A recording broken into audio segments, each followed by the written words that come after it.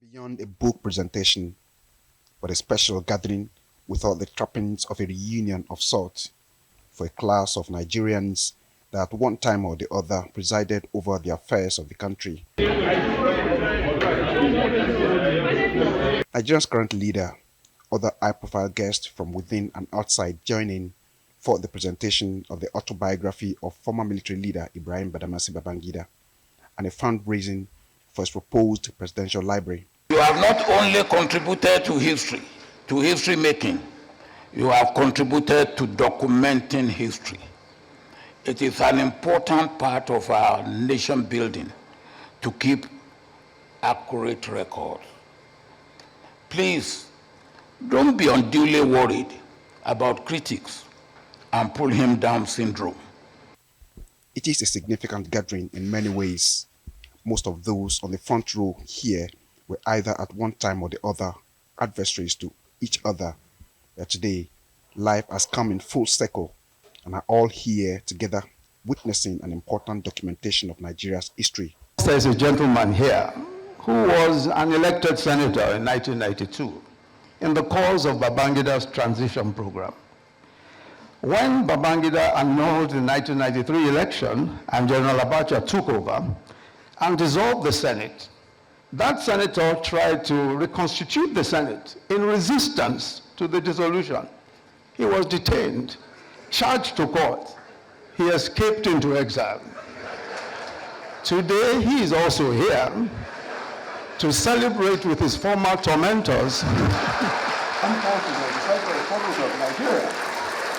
But goodwill messages, a keynote speech by the immediate past president of Ghana, Nana Akufo-Addo. Up till a few years ago, I would have said without any hesitation that after years of argument and experimentation, we have come to a consensus that multi-party democracy would be the most suitable form of governance structure for our continent, including West Africa.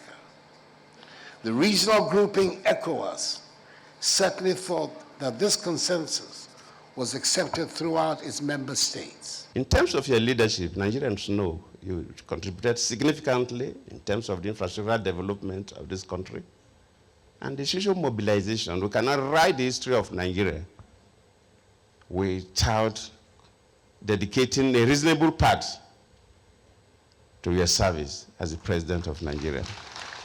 You've done well. And many more, which actually qualify as a reenactment of Nigeria's political history. I want to thank Your Excellency Ibrahim Badamasi Babangida for putting down your memo. I think it will go a long way in enriching the history of this country. Congratulations. Who annulled the June 12th election? Of course, I will not disclose that to you. You would have to buy the book to find out.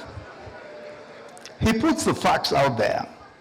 He gives his own reasons for the actions that he took, and he admits where he believes he was wrong. He also answers the question whether Abiola actually won the June 12th elections. And I quote him, "Although I am on record to have stated after the elections that Abiola may not have won the elections, upon deeper reflection and a closer examination of all available facts, particularly the detailed election results, which are published as an appendix to this book, there was no doubt that MKO Abiola won the June 12th elections." Of course, the story here won't be complete if that aspect of Nigeria's history is not part of it. The man at the center of it all, IBB, reflects and admits the imperfections of the process that led to the annulment of Nigeria's adjudged freest and fairest election. As the leader of the military administration, I accept full responsibility for all decisions taken under my watch.